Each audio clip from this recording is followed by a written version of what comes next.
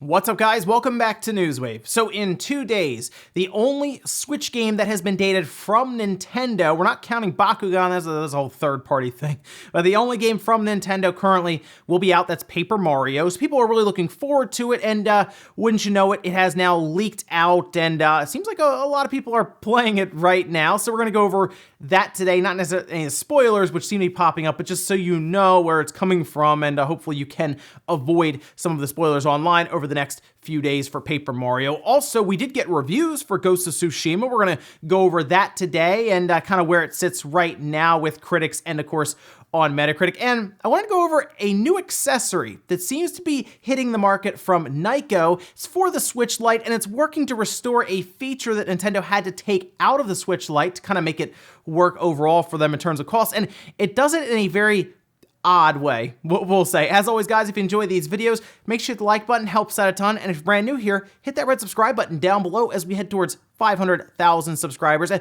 we're gonna start today with those 2 Amiibos that were revealed to us, but without dates, just saying that it would be coming later on this year. We now have the date you can pick them up. That, of course, would be Joker and Hero, and they put this tweet out, Nintendo did last night. And it does read that they will be coming out October 2nd. And I am not a big Amiibo collector myself. I think I have like 2. I have Yoshi and Villager, and that's it. I was concerned if I started really picking them up, I would end up with a massive, just desk full of Amiibos, and I would want to open them and actually use them, not leave them sealed and like on a wall or in boxes somewhere. So that would be fun to have all of those everywhere. But I gotta say, I'm not as interested in Hero. Hero, of course, Dragon Quest fans, I'm sure will be all over that. They'll pick them up for collection purposes, but like the Joker Amiibo looks pretty high quality, and it is weird to see Nintendo creating this Joker Amiibo because, of course, that's Joker from Persona 5, you know, coming over for Smash and getting his own Amiibo. So like that alone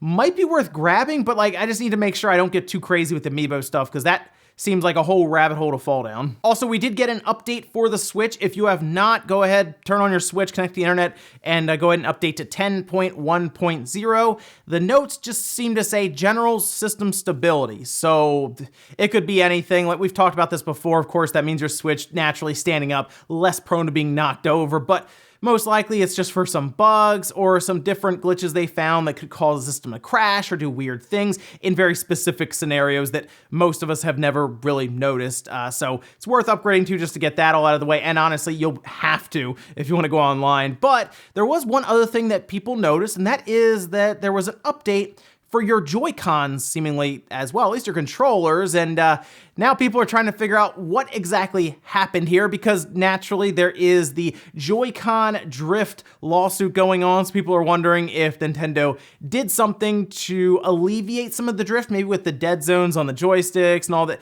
There's a lot of speculation there. It could have just been a small update to the firmware on the different Joy-Cons or the Pro Controller or something to help with connection or Bluetooth issues or different things, calibration with the gyro. There's a lot of things that go into those controllers, so it could have just been something minor that has nothing to do with the joysticks. But yes, 10.1.0, not a big change or anything, but it is there to update to. Oh, and this was a strange story that popped up. Jeff Keighley did this whole storybook thing on Half-Life Alyx, and people were checking it out, but then at the end, a lot of us noticed something, and that was that Jeff mentioned that a lot of the developers at Valve are indeed interested in doing an actual Half-Life game. Look, Half-Life Alyx, sure, it's great, but like they want to do one that is not like a big Half-Life game that is stuck to VR because there is a very, we'll say a smaller amount of people that will even be able to play Half-Life Alyx with the equipment needed. They want to do one that would work across like all platforms straight up, and that sounds like they want to do Half-Life 3. Maybe they don't touch Half-Life 3 and they do just a different Half-Life game like Half-Life Alyx. They could probably do some other games alongside of that, but would it be worth it for Valve to attempt Half-Life 3? It sounds like the developers there are interested in it, but like would Valve want to do it? Because I have said this before, I'm not sure if Half-Life 3, even if it's really, really good, like a 95 or a 96 on Metacritic, would ever be able to live up to the hype and the meme status that it has achieved on the internet without even existing. So let me know if you'd like to see them even attempt it, because it sounds like, at least right now, the developers are interested. And guys, with some of the quick news out of the way, let's get into the bigger stuff. We're gonna start right away with Paper Mario. That is out Friday. I am going to grab it alongside of Ghost of Tsushima, and I've been thinking more and more about it, and at this point, if I just go into it expecting it not to be any real RPG and just an adventure game, I think I'll enjoy it, and I am still curious if maybe those coins go further than what we've seen so far, whether it's unlocking paths, or there are some things they can, of course, do with that, but, of course, it appears to have leaked out online. Now, this is a strange thing because usually for it to leak, it has to break street date somewhere. And that's what happens. It breaks street date, people then dump it online, and then, of course, anyone with a hacked Switch, they start to download, play through it, and generally you'll see spoilers start to pop up online. Unfortunately, people will say, oh, the game's not out. People can't spoil us now anyway. Yeah, it is being spoiled. Now, I think reviews are going to go up either today or tomorrow, and then after that, the embargo lifts, and good luck at that point. But we should be pretty close, of course, to release then, by 24 hours, so it probably won't be a big deal at that time, but now, you might see people on Twitter and other places just start talking about the game with images and video and serious plot details. That is something that most likely will be popping up on different feeds if you're interested, obviously, in Paper Mario, because Twitter just happens to, serve them up to you while you're going through your timeline, and then, of course, on forums and other places. Now, it appears that a store somewhere had to have broken street date because a lot of people are posting images of places like Walmarts and Targets, just having them out, and some have been able to capture images of them leaving with a receipt after buying it. And then, like I said, it ends up online, and then a lot of people will end up playing it and posting spoilers. But it is a shame because right now, look, we're looking at Nintendo's schedule, and after this, there's nothing. Now, they can, of course, end up with a 20th Direct. That's the rumor right now, right? There's some sort of Nintendo Direct. I'm going to say some kind of event next week, the 20th, right? And there will still be a span of about 3 days where there are just no titles for this year from Nintendo, outside of Bakugan, of course. There's Bakugan. But outside of that, from Nintendo themselves, it's nothing. So it is odd to see their one big title right now, this is their big title right now this year, be leaked out online so easily and then downloaded, and something Nintendo has to deal with pretty much the rest of this generation until those old 20 million or so Switch systems brick completely or die. It's going to be tough. So unfortunately for Nintendo, yes, Paper Mario has leaked out, so be careful out there, because not only has it leaked out through street dates and broken street dates places, but it's also leaked online and it's being distributed heavily for anyone who has a hacked Switch and is currently playing it, so keep an eye out. Next up, let's talk about this Switch Lite accessory from Nyko. Now, when Nintendo released the Switch Lite, they had to remove a few things. Obviously, there are no detachable Joy-Cons, which can run into issues in some games unless you buy a separate one and bring it along with you. It didn't have the kickstand, and of course, it has no rumble at all. They just took the rumble motors out. So that is HD rumble. That was a big selling point for the system back when they were showing it off. Remember the ice cubes in the glass? They showed off 1-2 switch. It was a serious emphasis, big time focus for them at all of the pre-Switch events when they were traveling around. So Nyko decided, hey, what if the Switch Lite did have rumble? And I guess we're wondering how would they make that happen? Well, they must have figured it out, because check this thing out. This is the accessory that they are selling now. It appears to be on sale at $25, and it's called the Shock and Rock. It is a full grip, by the way, so that is, I guess, one added benefit is they didn't just have it so it's like this thing that attaches to the back and you just gotta be careful of it when you're holding onto the Switch Lite. No, it is a full grip. Now, inside of that grip are rumble motors. They are, I assume, just the older type rumble motors like you'd find in a 360, an Xbox One controller, a PlayStation 4, or a PlayStation 3 controller. But it appears that the way they are making this work is they are going through your headphone jack on the Switch Lite. And the idea here is it will take the sound that is happening. So let's say you're playing a game like Doom and you start shooting a gun. It will take the gun sound effect and then start really firing off the motors in either side for the rumble. And I'm curious how well that's going to work. I would have to try it myself. I might pick it up just to see how it works and if it actually feels okay. I mean, those motors aren't exactly accurate as it is, and while it is, of course, more designed with the controller having rumble in mind, this is more or less piggybacking off of your headphone jack, and it does have a pass-through headphone jack as well. So I guess you could still listen to sound through it. I don't know if that would affect or alter, maybe make the sound staticky or something. I'd have to check that one out myself. It does have its own battery inside, so I don't know if you charge that or you load it up with AA's or something. Again, that's something else I'll have to see a bit more myself. Interesting idea.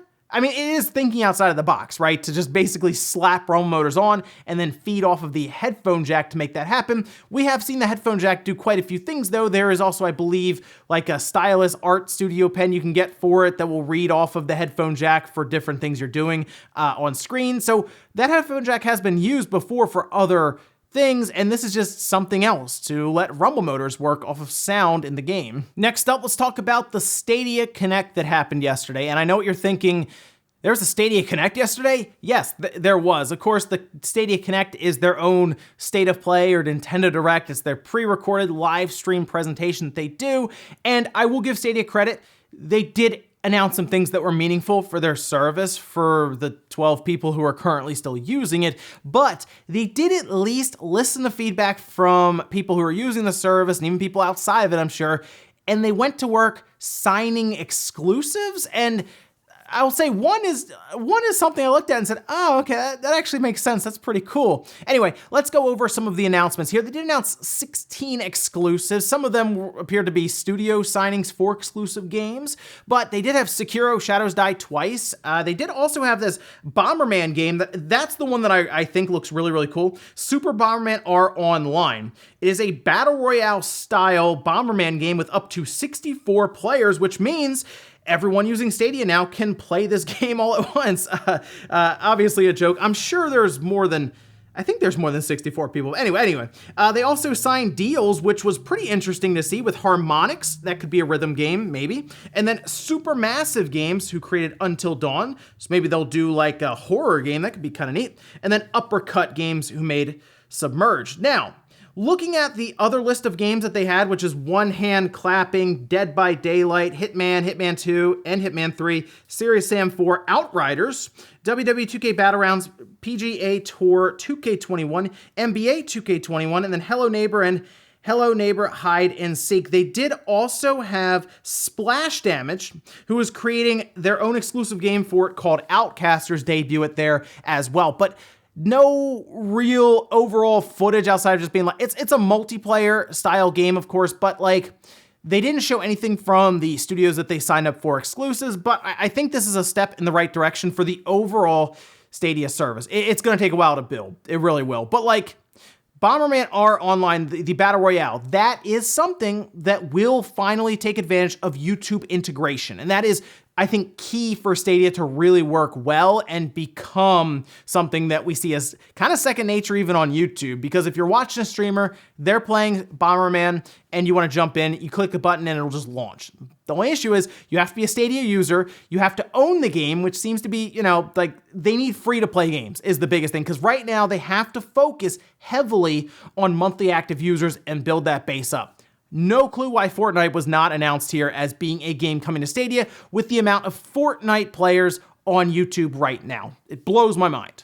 But that's where we are now with Stadia, and I have to say this is at least their best Connect that I'd say that they've done. They had exclusives there, they had announcements for the future, and they showed off some pretty good current stuff as well. As for the service, it's going to take a while to build. I'm still not sold on Stadia, but I at least see them trying here. And in our last bit of news, let's talk about the Ghost of Tsushima reviews, because the embargo did lift yesterday, and it's very close to where I thought it would be. I thought it was going to be like mid-80s, like an 85 or an 86, maybe an 87 at the most. It's currently sitting at an 84 as of this recording. It could, of course, go up or down over the next few days. I'd like to see it go up to an 85 just so I could be very close or even dead on with this, but I think this is about right for a larger open world game, and Sucker Punch, I think for the most part, did a pretty good job here, because a lot of the reviews do mention different things about the world itself being interesting, but not really innovative or new. Like there's nothing that like made them go, okay, yeah, this is like genre defining for a big open world style game like this.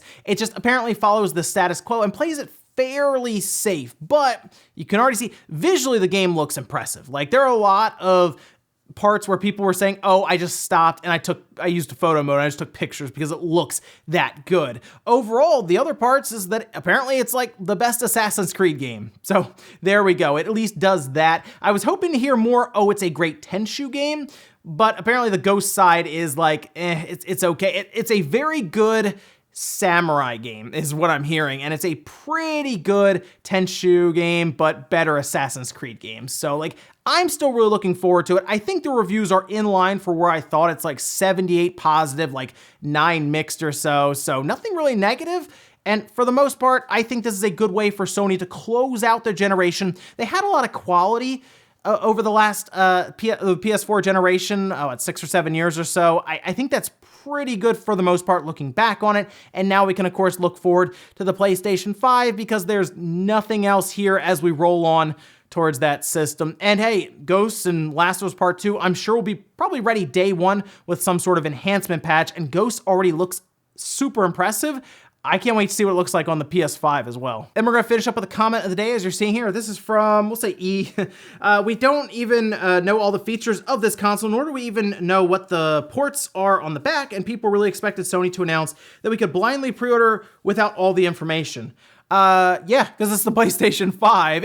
If this was a brand new system, I would agree. I'd say, you know what, we need more information. This is the PlayStation though. This is Sony. This isn't their first rodeo, and most of the people are already sold on the system. They're just waiting to get their pre-order in so they can try to beat out any of the resellers or scalpers that we know will be there, because they're there every single start to the generation, no matter what. It never fails. So yes, I fully believe that if they said this is 500, you can pre-order now, sites would crash, they would sell out, pre-orders would go.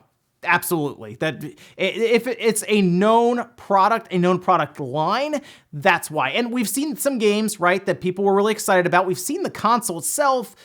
I think people are just ready to pick it up, pre-order it, and get moving towards the holidays. And ladies and gentlemen, that's gonna do it here for Newswave. If you enjoyed this video, guys, hit the like button, it really helps out. If not, hit the dislike. Leave comments down below about everything we talked about today, whether it's Paper Mario and those leaks, and of course, it just getting out there online. Are you getting tired of a lot of these Switch games seemingly getting out there? Pretty much has to do with, of course, the original Switch not having great security. And then what about Ghost of Tsushima or the Stadia Connect? Let me know about that one as well. Thanks guys for watching, and I'll see you next time.